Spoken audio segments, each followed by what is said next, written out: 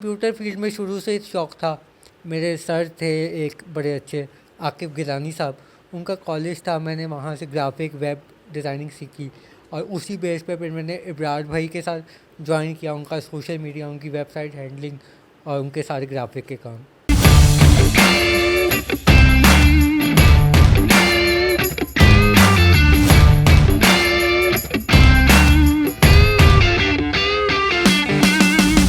अस्सलाम वालेकुम नाज़रीन, इनसाइड टीवी के साथ मैं हूं आपका होस्ट एहसन जंजुआ। नाज़रीन, आज हम एक बहुत ही हिम्मत भरी दास्तान लेकर मौजूद हैं, एक सक्सेस स्टोरी है। आज हमारे साथ मौजूद हैं उसामा कारदार साहब। वो जिस्मानी तौर पर तो मज़ूर हैं, सीपी पेशेंट हैं, मगर उनके अज़ाइम दिमागी तौर पर बहुत तंदुरुस्त हैं, बहुत बड़े अज़ाइम हैं। इस सब की वजह एक ये है कि वो बहुत सारे काम कर रहे हैं। वो ग्राफिक डिज़ाइनर भी हैं, NGO भी चला रहे हैं, इसके साथ साथ कंपनी भी चला रहे हैं और वेब चैनल भी। चलिए उनसे ही पूछते हैं इस सारी स्टोरी, उनकी सक्सेस स्टोरी क्या है और वो क्या क्या काम और भी कर रहे हैं। अस्सलाम वालेकुम। सामा भाई, CP पेशेंट हैं, इतने बड़े काम कर रहे हैं, सब कुछ मैनेज किस तरह करते हैं? यह बस हो जाता है मैनेज। फैमिली सपोर्ट बहुत है, फैमिली सपोर्ट ना हो तो फिर कुछ नहीं मैनेज होता, फैमिली सपोर्ट हो तो सब कुछ मैनेज हो जाता है। NGO भी चला रहे हैं, वेब चैनल भी है, कंपनी भी चला रहे हैं, क्या क्या और इस तरह के काम हैं हमारे नाज़रीन को बताएं। यार, मैं अपनी कंपनी चला रहा हूँ इवेंट मैनेजमेंट की। उसके बाद मैंने NGO का मकसद ये था क्योंकि CP पेशेंट्स के लिए पाकिस्तान के अंदर कोई अदारा नहीं है, तो इसलिए मैंने अपनी NGO लॉन्च की थी कि we will work for CP patients. उसका ये मकसद था। साथ उसमें ट्रांसजेंडर के लिए भी काम हो रहा है, डिसेबिलिटी पे बड़ा काम हो रहा है। फिर मैंने अपना वेब चैनल बना लिया जिस पे मैं डिफरेंट सेलिब्रिटी इंटरव्यूज़, क्योंकि मेरा सेलिब्रिटीज़ के साथ बहुत इंटरेक्शन रहता है, सेलिब्रिटी इंटरव्यूज़, व्लॉग्स वगैरह चलते रहते हैं। आपकी सेलिब्रिटी के साथ बहुत ज़्यादा इंटरेक्शन है, तो कौन कौन सी ऐसी सेलिब्रिटीज़ हैं जिनके साथ आप काम कर रहे हैं, उनके लिए जो कंपनी है आपकी सर्विस प्रोवाइड कर रही है? यार, इस टाइम पे मैं जो काम कर रहा हूँ वो मैं इब्रारुल हक के साथ काम कर रहा हूँ। मैं भी शियात के भाई हैं, दानिश शियात, उनके साथ मैं काम कर रहा हूँ। नदीम अब्बास लोने वाला, सैयद नूर साहब। जो CP टर्म है, इसके बारे में थोड़ा बताएं कि ये क्या डिसऑर्डर है, कोई मेडिकल डिसऑर्डर है या कोई और डिजीज़ वगैरह? CP सेरेब्रल पाल्सी कहते हैं इसे। ये ऑक्सीजन की कमी की वजह से ब्रेन सेल डैमेज हो जाते हैं जो दोबारा कभी डेवलप नहीं हो सकते, और ये परमानेंट लाइफ टाइम डिसेबिलिटी होती है। और ये ज़्यादातर जो है डॉक्टर की नाअहली की वजह से होता है डिलीवरी के टाइम पर। बिल्कुल, अगर आपको सही ट्रीटमेंट ना दिया जाए, एक तो प्रीमेच्योर डिलीवरी होता है, वक्त से पहले डिलीवरी का, उसके बाद अगर वो हो भी जाए तो वहाँ पे ऑक्सीजन लेवल, या जैसे आपको पता है हमारे मुल्क के जो निज़ाम है, चीज़ें मुकम्मल नहीं होती। ट्रेनर डॉक्टर्स को आप सर्जरी के लिए भेज देते हैं, ये इश्यूज आते हैं काफ़ी। तो जो आपकी डिसेबिलिटी है, इसकी वजह से आपको स्कूलिंग भी जाना पड़ा, उधर बहुत से प्रॉब्लम्स होते हैं फेस करने में, तो कैसे प्रॉब्लम्स थे? यार, पहले तो मुझे किसी नॉर्मल स्कूल में एडमिशन नहीं देते थे। जो स्पेशल बच्चों के स्कूल थे वहाँ पे मैं फिट नहीं होता था, वहाँ पे ज़्यादातर मेंटली रिटार्डेड बच्चे थे, लेकिन अल्हम्दुलिल्लाह मेरा ब्रेन प्रॉपर वर्क कर रहा था। तो मैं उधर गया तो मेरी तबीयत ज़्यादा ख़राब हो गई, मुझे स्टिफ पड़ने लग गए। उसके बाद पहले तो 5 साल तक मैं चल नहीं सकता था, मेरा एडमिशन भी थोड़ा लेट हुआ, मैं क्रॉल करता था। तो फिर उसके बाद एक स्कूल था, divisional public school Lahore, mall town Lahore में, उस पर मैंने अप्लाई किया। वहाँ पे मेरे प्रिंसिपल थे नसीम खान साहब, तो उन्होंने मेरा कॉन्फिडेंस देख के, सिर्फ कॉन्फिडेंस की बेस पे उन्होंने मुझे एडमिशन दिया। अगर उस तरह देखा जाए फिज़िकली तो वो एडमिशन मिलना मुझे मुश्किल था। हाँ, स्कूल में ये था कि स्कूल में आपको पता ही है हमारे टीचर्स किस तरह के हैं, बच्चे किस तरह के होते हैं। बड़े लोगों ने बड़ी आवाज़ें भी लगाई, बड़ी बातें भी की, और वहाँ पे कुछ बहुत सपोर्टिव लोग भी मिले, बड़े अच्छे दोस्त मिले जो आज तक मेरे साथ हैं। इसके अलावा अगर आप स्पोर्ट में देखते हैं तो आपकी फैमिली है, कुछ दोस्त भी अक्सर ऐसा होता है कि वो बहुत ज़्यादा डीमोटिवेट करते हैं, तो कोई ऐसे वाक़यात जो गुजरे हों जो आपको याद हों बहुत ज़्यादा, कोई ऐसा कोई एक स्पेसिफिक वाक़या? डीमोटिवेट तो अल्हम्दुलिल्लाह मुझे कभी किसी ने नहीं किया, मुझे हर तरफ से सपोर्ट ही मिली है। मुझे बड़े मज़े की बात याद आ रही है, जब मैं चलता था ना स्कूल में, I was in nursery class, तो मुझे ना बड़े लोग आवाज़ें लगाते थे, कुछ कहते थे कैसे चल रहा है, डांस कर रहा है ये। एक दफ़ा ना मुझे एक बच्चे ने कहा वो देखो शाहरुख खान की तरह चल रहा है। वो शाहरुख खान तब बच्चों का फेवरेट था, तो उसको मैंने एज अ कॉम्प्लीमेंट लिया। मैं घर आकर बड़े खुशी से बताया, मैं कहा बच्चे मुझे कह रहे थे शाहरुख खान की तरह चल रहा है। तो अपनी कमज़ोरी को मैंने अपने ऊपर हावी नहीं किया, उसको मैंने अपनी स्ट्रेंथ बनाया।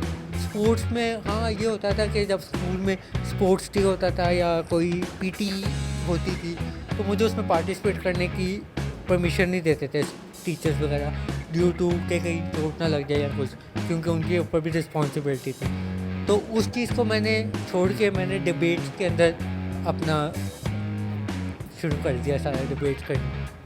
समा भाई अपनी क्वालिफ़िकेशन के बारे में बताएं, जो आपकी स्टडीज़ वगैरह हैं और जो आपने सब कुछ सीखा वो कैसे सीखा, कहाँ से सीखा? या बेसिकली मैं नर्सरी से 9 तक डीपीएस से पढ़ा। जब डीपीएस में मैंने बोर्ड के पेपर देने थे मुझे राइटर की ज़रूरत थी, क्योंकि 9 तक तो मेरे टीचर्स मेरी राइटिंग समझ लेते थे, क्योंकि एक साल वो पढ़ाया होता था उन्होंने मुझे। लेकिन बोर्ड में आपको पता है कि पेपर्स हमारे डिस्ट्रीब्यूट होते हैं डिफरेंट सिटीज़ में या डिफरेंट स्कूल्स में। उसके लिए मुझे राइटर चाहिए था, जो कि मुझे राइटर नहीं अलॉट किया गया था, अगेन ड्यू टू डॉक्टर्स की स्ट्राइक थी, यंग डॉक्टर्स की। तो मुझे सर्विसेज हॉस्पिटल से फ़ाइल बनवानी थी, जो मेरी फ़ाइल नहीं बन सकी, तो मेरे मैट्रिक के पेपर निकल गए, तो मैं मैट्रिक के पेपर नहीं दे सका वहाँ पे। उसके बाद फिर मैं थोड़ा डिसहार्ट हो गया, यार पेपर नहीं दे सका। मेरे वालिद साहब ने कहा कि आप प्राइवेट दे दो। मैं कहा नहीं, अब मैंने पेपर देने ही नहीं। तो मेरा कंप्यूटर फील्ड में शुरू से ही शौक़ था। मेरे सर थे एक बड़े अच्छे, आकिब गिलानी साहब, उनका कॉलेज था, मैंने वहाँ से ग्राफिक वेब डिज़ाइनिंग सीखी और उसी बेस पे फिर मैंने इब्रार भाई के साथ ज्वाइन किया, उनका सोशल मीडिया, उनकी वेबसाइट हैंडलिंग और उनके सारे ग्राफिक के काम। समा भाई आप डिसेबल तो हैं लेकिन मेंटली तौर पर इतने मजबूत कैसे हैं? ऐसी क्या वजह है जो आपको कहता है हमेशा जोड़े रखती है? यार बात पता क्या है, जब आपके सराउंडिंग के लोग आपको सपोर्ट करते हो ना, आप ऑटोमेटिकली स्ट्रांग हो जाते हैं। अगर आपके घर वाले या आपके दोस्त या आपको डिमोरलाइज करेंगे तो आप वैसे आधे तो पागल हो ही जाएंगे।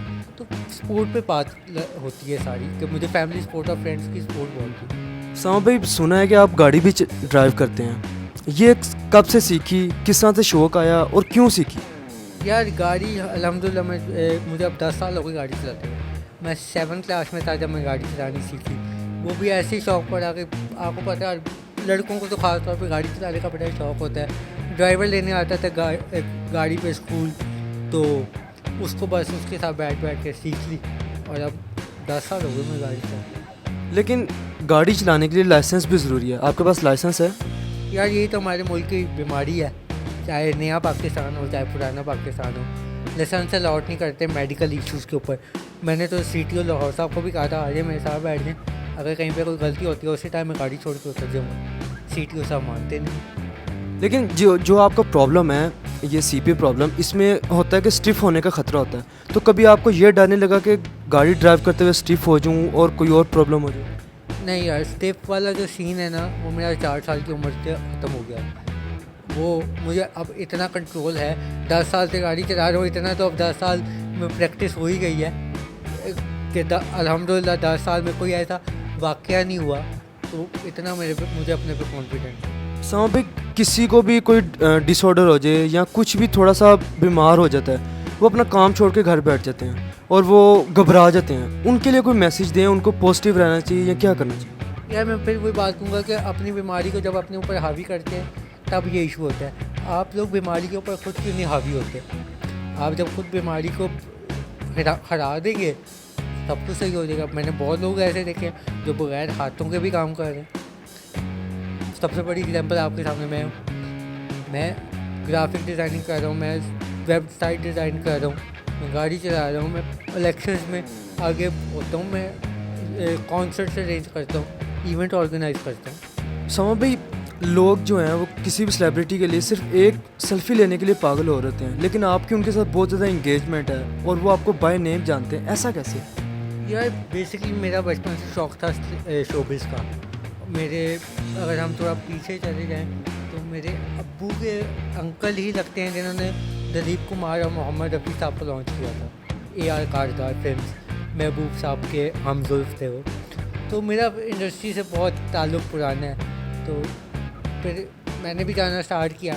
मेरी इब्रार भाई से दोस्ती थी, फिर ऐसे मेरी दोस्तियाँ बढ़ती गई, इंटरेक्शन बढ़ती गई। कौन सी ऐसी सेलिब्रिटी है जिसके साथ आपका बहुत ज़्यादा इंगेजमेंट है और कोई बहुत ज़्यादा अच्छे उसके साथ लम्हात हैं? यार इंगेजमेंट तो मेरी सबसे ज़्यादा इब्रार भाई के साथ है। उनके साथ मोमेंट्स भी बड़ी अच्छी हैं, लेकिन महविश याद मेरा क्रश है। महविश याद के साथ जो भी मोमेंट है ना, वो बेस्ट मोमेंट। आपने सुनी आज ये सारी सक्सेस स्टोरी। इंसान जब भी दिमाग से हिम्मत हारता है तो फिर वो टोटली तौर पर ज़िंदगी में भी हिम्मत हार जाता है। अब ये फ़ैसला आपको ही करना है कि आपको हिम्मत हार के बैठ जाना है या मेहनत करनी है और कुछ करके दिखाना है। लेकिन मुझे दीजिए इजाज़त, अल्लाह हाफिज़।